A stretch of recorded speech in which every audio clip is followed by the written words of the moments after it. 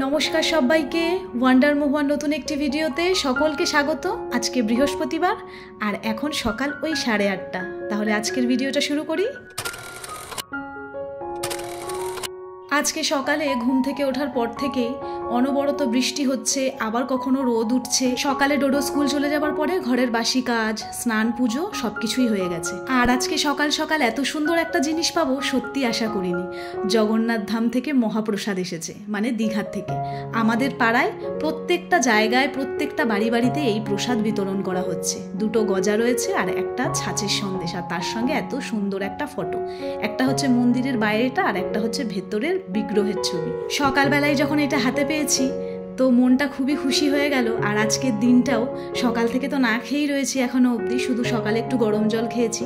আর আজকে প্রভুর এই মহাপ্রসাদ খেয়ে আজকের দিনটা শুরু করছি। সকালে যখন শ্বশুর এসে হাতেই প্রসাদটা দিয়ে গেল তখন আমি সত্যি অবাক হয়ে গেছি। বলে না, এক একটা দিন সকালবেলায় কেমন যাবে সত্যি ভাবা যায় না। তো সত্যি আজকে আমার শুরুটা খুব ভালোভাবেই হলো। ডোডো স্কুল যায় বলে এখন টিফিনটা আমার সকাল 7টার সময়ই হয়ে যায়। আর আজকে ঘরে অনেক কাজ আছে, সেই জন্য আজকে রান্না বান্নাটা চট করে সেরে নেব। আজকে আর চা খাবো না, তাই ভাবলাম ব্রেকফাস্টটাই একবারে করে নেব। কিন্তু তার আগে যে সমস্ত রান্নাগুলো করব তার সবজিগুলো সমস্ত কেটে নিই। সবজিগুলো কেটে রেখে তারপরে ব্রেকফাস্টটা করব। আজকে ব্রেকফাস্টে চিড়ের পোলাও বানিয়েছিলাম, অনেকদিন পর বানালাম জানেন তো। সুজির উপমাটা তো খাওয়াই হয়, কিন্তু আজকে চিড়ের পোলাও বানালাম। অজয় আবার এই চিড়ের পোলাওটা পছন্দ করেন না জানেন তো, কারণ এটা একটু শুকনো শুকনো হয় তো সেই জন্য। কিন্তু আজকে বললাম অনেকদিন পর তো বানাচ্ছি, তো চলো খাই একটু সবাই মিলে। তো সেই জন্য আজকে বানিয়েছি। ডোডো তো সকালে স্কুলে টিফিন নিয়ে চলে গেছে, অজয় খেয়ে ওর কাজে বেরিয়ে গেছে। এখন আমি বসে বসে ব্রেকফাস্টটা করে নিই। ডোডো যখন স্কুলে যায় তখন আমি চেষ্টা করি ওর স্কুল চলাকালীন যে 5টা দিন একটু 5 রকমের টিফিন দেওয়া। ব্রেকফাস্টটা করে নিয়েই পুঁটি মাছগুলো কেটে নিয়েছি। বাবা গতকাল পাঠিয়েছিল, বড় বড় পুঁটি মাছ তো, তাই কাটতে অতটা সময় লাগে। পুঁটি মাছ রান্না করবো আর এদিকে এই মাছের ঝোল বানাবো। মাছগুলো ধুয়ে একেবারে নুন হলুদ মাখিয়ে নিয়ে এখন চটপট করে মাছগুলো ভেজে নিয়ে, আজকে যেহেতু এই কাজগুলো করব তাই গতকাল রাতেই ঠিক করে নিয়েছিলাম যে সকালে উঠে আগে চান পুজোটা করে আগে রান্না বান্নাটা সেরে নেব। আসজুল শেখ বলে আমাকে একজন কমেন্ট করেছে, আজ তোমার ভিডিও ফার্স্ট টাইম দেখলাম। থ্যাংক ইউ সো মাচ প্রথমবার আমার ভিডিও দেখার জন্য। এইভাবেই আমার ভিডিওগুলো দেখো। এদিকে আমার রান্না বান্নাটা কিন্তু কমপ্লিট করে নিয়েছি, মাছের ঝোলটাও হয়ে গেছে। এখন চটপট করে রান্নাঘরের কাজগুলো পুরো গুছিয়ে নেব। আচ্ছা একটা কথা বলুন তো, এই লাকি বাম্বু গাছটা কি আমি আপনাদেরকে এর আগের ভিডিওতে দেখিয়েছিলাম? আসলে আমার না সঠিক মনে পড়ছে না। এখানে আগে যার মধ্যে গাছটা রাখা ছিল ওইটা না অনেকটা ছোট হয়ে গেছিল, ওই জন্য অজয় আবার কালকে এই বড় বোলটা কিনে নিয়ে এসছে। আর ওর মধ্যে দিয়ে দিয়েছে কতগুলো কালারিং স্টোন। এত সুন্দর দেখতে লাগছে। আগে একরকম ছিল আর এখন পুরোপুরি লুকটা চেঞ্জ হয়ে গেছে। দেখুন কত সুন্দর লাগছে না? এবার চলুন আপনাদেরকে আরেকটা জিনিস দেখাই। এইটা অবশ্য আমি আপনাদেরকে আগে শর্ট ভিডিওতে দেখিয়ে দিয়েছি, সেটা হলো এইটা। কতদিন ধরে খুঁজছি একটা মনের মতন বুদ্ধ মূর্তি। প্রায় 5-6টা দোকান ঘুরেছি, অনলাইনেও দেখেছি, একটাও পছন্দ হয়নি। তারপর শেষমেশ এত সুন্দর একটা জিনিস পেয়েছি। ওই যে কথায় বলে না, খুঁজলে তো ভগবানকেও পাওয়া যায়।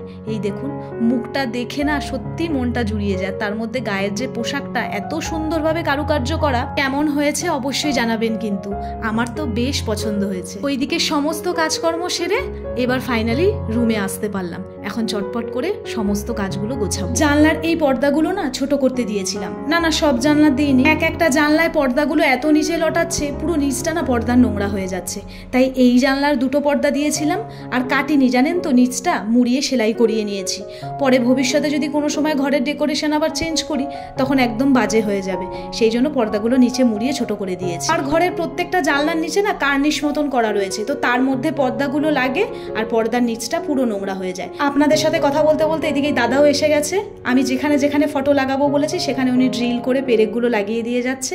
এক্সট্রাও কয়েকটা লাগিয়ে নিয়েছি, পরেও তো কয়েকটা ফটো লাগাবো। মহুয়া কোনার বলে আমাকে একজন কমেন্ট করেছে, ইনডোর প্লান্টগুলো কতদিন অন্তর জল দাও একটু বলো তো। আসলে ইনডোর প্ল্যান্টে জল দেওয়ার না নির্দিষ্ট সেরকম কোনো সময় নেই। মাটিটা যে রয়েছে না গাছের, সেইটাকে লক্ষ্য করতে হবে। সেইগুলো যখন ভেজা ভেজা থাকবে তখন জল দেওয়ার কোনো প্রয়োজন নেই। যখন শুকনো হয়ে যাবে তখনই আমার মনে হয় জল দিলে ভালো থাকবে গাছগুলো। অতিরিক্ত জল দিলে তো আবার গাছ নষ্ট হয়ে যায়, এগুলো যেহেতু ঘরের ভেতরে থাকে। আমার যে এরিকা প্লান্টগুলো রয়েছে ওগুলো তো অজয় বুঝতে পারেনি, বৃষ্টির মধ্যে বেশ কয়েকদিন জল খাওয়ানো হয়েছিল, তাই কয়েকটা গাছের গোড়া না নষ্ট হয়ে গেছে। তো এইগুলোকে মাথায় রাখতে হবে। আমার এই রুমের এই পাশের পর্দাটা ছোট করতে দিয়েছিলাম, কিন্তু এখন পর্দাটা আনার পর দেখছি প্রচণ্ড বাজে লাগছে দেখতে, তাই এই ঘরের পর্দাটা এখন লাগাচ্ছি, পরে সেলাইটা খুলে দেবো, নাহলে একদম বাজে লাগছে। আর এই জানলার পর্দা দুটো আর ছোট করতে লাগেনি, ওগুলো যেমন ছিল সেরকম, মানে আমি বুঝে বুঝে আর কি একটু পর্দাগুলো বেডগুলো ছোট করেছি। বেডটা ভালো করে ক্লিন করে নিয়ে এখন একটা সুন্দর দেখে বেড কভার পাতবো। আগে ভাড়া বাড়িতে যে বেড কভারগুলো পাততাম সেগুলোর বেশিরভাগই না মাঝখানে রং জ্বলে গেছে, নইলে কালারগুলো একটু ফেড হয়ে গেছে।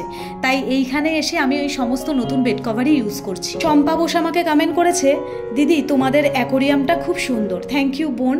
তবে অ্যাকোরিয়ামে এখনও কিছু কাজ বাকি আছে, কয়েকটা মাছ আনার আছে। সেটা যখন চলে আসবে তখন অ্যাকোরিয়ামটা আমি একদম খুব সুন্দর করে আপনাদের সাথে শেয়ার করব। প্রত্যেকটা বেড কভারের সাথে যেহেতু 2টো করে পিলো কভার থাকে, আর আমার ঘরে যেহেতু 4টে পিলো, আমাকে না অনেকটা ঝামেলাতেই পড়তে হয়। তবে আমার ঘরে যেগুলো থাকে আমি কালার ম্যাচিং করে সেইটা দিয়েই কাজ চালিয়ে দিই। দাঁড়ান, আমার একটা ফোন এসেছে, নিচে একটা পার্সেল এসেছে, সেই পার্সেলটা গিয়ে চট করে নিয়ে আসি। কি পার্সেল এসেছে সেটা একটু পরে আমি আপনাদের সাথে শেয়ার করছি। সোয়াতি দে বলে আমাকে একজন কমেন্ট করেছে, সবগুলো আইটেমই খুব সুন্দর হয়েছে, ফটো ফ্রেম অসাধারণ, দেয়ালে বেশ ভালো লাগবে। হ্যাঁ চলুন এখন এগুলো দেয়ালে লাগাবো, আর কেমন লাগছে সেটা তো নিজেও দেখবো আর আপনাদেরকেও দেখাবো। দেখুন তো কেমন লাগছে। ঘর সাজানোর প্রত্যেকটা জিনিসই অনেক দিনই হলো হাতে পেয়ে গেছিলাম, কিন্তু কিছুতেই সেগুলো সাজাতে পারছিলাম না। ডোডোর তো এক্সাম চলছিল। এই যে ওয়াল হ্যাঙ্গিংগুলো আমি কিনেছি, এটা এই রুমে ভেবেছিলাম এই জায়গাটাতে লাগাবো। এখানে ডোডোর একটা বজরংবলী ঝুলিয়ে রেখেছে, কিন্তু আমি এইখানেও একটা জায়গা করেছি, এখানে আমাদের একটা ফ্যামিলি ফটো রাখবো। তো এইটা যতদিন না আসছে আমি এটা এখানেই ঝুলিয়ে দিলাম। যখন ফটো ফ্রেমটা চলে আসবে তখন এই জায়গাটা চেঞ্জ করে আবার ওইখানে লাগিয়ে দেবো। আর হলুদ রঙের দেয়ালে এটা লাগানোর পরে কিন্তু খুব সুন্দর লাগছে দেখতে, তাই না? চলুন, আমার এই রুমের কাজ শেষ হলো, এখন ওই রুমে যাব। আর পাশের এই রুমটার এই কোণাটাতে লাগালাম এই জিনিসটা, ভালো লাগছে, বেশ এক কোণায় রয়েছে, দেখতে বেশ সুন্দর লাগছে। তারক দাস বলে আমাকে একজন কমেন্ট করেছে, খুব ভালো লাগলো তোমার ভিডিও, ঘরের কাজের সাথে সাথে নিজেরও খেয়াল রেখো। অনেক ধন্যবাদ, আপনি আমার জন্য এতটা ভেবেছেন। এইভাবেই আমার ভিডিওগুলো দেখবেন আর এইভাবেই পাশে থাকবেন। এখন এই ভাসটাকে রেডি করব। এখন বুঝতে পারছি কেন এই ভাসগুলোর সাথে ওই কালারফুল স্টোনগুলো দিয়েছিল, তার কারণ হচ্ছে এই যে ভাসটা এতটাই হালকা, কিছুতেই এই ফ্লাওয়ারের স্টিকটা এর মধ্যে থাকছে না। আমি এখন এই স্টোনগুলোকে এর মধ্যে ভরে দেবো, নইলে এটা কিছুতেই দাঁড়াবে না। প্রথমে বুঝতে পারিনি জানেন তো যে এটা এতটা হালকা হবে। তবে থাক, এটা আর চেঞ্জ করবো না, অল্প দামের মধ্যেই পেয়েছি। তবে হ্যাঁ, ড্রেসিং টেবিলে রাখার পরে কিন্তু খুব সুন্দর লাগছে দেখতে। চলুন এখন আপনাদের সঙ্গে ওই পার্সেলটা শেয়ার করি, যেটা এসেছিল আমার দুপুরের দিকে। এখন প্রায় বিকেল হয়ে এসেছে। তো আমি নিয়েছিলাম হচ্ছে এই জিনিসগুলো, আপনারা দেখে বুঝতেই পারছেন। হ্যাঁ, এগুলো হচ্ছে জুতো রাখার জন্য। বাইরে পরার যে জুতোগুলো সব সময়, সেগুলো এত ধুলো পড়ে যাচ্ছে না যে জুতোগুলো একদম নষ্ট হয়ে যাচ্ছে। আর এর মধ্যে সব থেকে ভালো জিনিস আমার লেগেছে এই যে এই ট্রান্সপারেন্ট ব্যাপারটা, মানে আপনি কোন জুতো ভেতরে রাখছেন সেটা খুব ভালোভাবে বুঝতে পারবেন। ভেতরে জুতো ঢুকিয়ে দিয়ে এইভাবে লক করে দেবেন, ব্যাস। দাঁড়ান দেখে নি কটা এসেছে। 6টা তো আসার কথা, 1, 2, 3, 4, 5, 6টা। হ্যাঁ 6টাই আছে। তবে এগুলোর মধ্যে এখন আর জুতোগুলো রাখবো না, এখন এগুলো রেখে দিই। কালকে এর মধ্যে জুতোগুলো ভরে একেবারে বাইরে রেখে দেবো। চলুন, এখন সন্ধেও হয়ে এসেছে। আজকের ওয়েদারটা এমনিই না সারাদিন মেঘলা মেঘলাই গেল। আজকে তো অনেক সকাল সকালই রান্নাঘরের কাজগুলো করেছি, তাই বাসনগুলো খুব ভালোভাবে শুকনো হয়ে গেছে। রুনা সাহা বলে আমাকে একটা দিদিভাই কমেন্ট করেছে, সিস তোমার নতুন ফ্ল্যাট কোথায় নিয়েছো? আমি তো নিউ টাউনে থাকি, আমার ফ্ল্যাটটাও নিউ টাউন বাবলাতলায়। মিস কিচেন বলে আমাকে একজন কমেন্ট করেছে, খুব ভালো লাগলো বোন, এইভাবে এগিয়ে যাও। থ্যাংক ইউ দিদি ভাই, এইভাবে আমার পাশে থাকার জন্য আর এত সুন্দর একটা কমেন্ট করার জন্য। তাহলে আজকের ভিডিওটা এখানেই শেষ করছি। দেখা করব খুব তাড়াতাড়ি। সকলে ভালো থাকবেন, সুস্থ থাকবেন, আর অবশ্যই নিজেদের খেয়াল রাখবেন। ভিডিওটা কেমন লাগলো জানাতে কিন্তু একদম ভুলবেন না।